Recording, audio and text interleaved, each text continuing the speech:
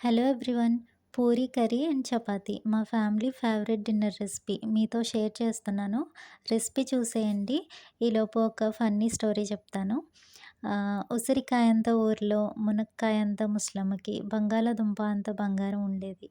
బంగాళాదుంప అంత బంగారాన్ని బీరకాయంత బీరువాలో పెట్టి తాటికాయంత తాళం వేస్తుంది.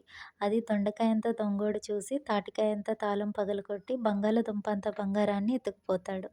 అప్పుడు మునక్కాయంత ముసలమ్మ పొట్లకాయంత పోలీసుకు కాకరకాయంత కంప్లెయింట్ ఇస్తుంది.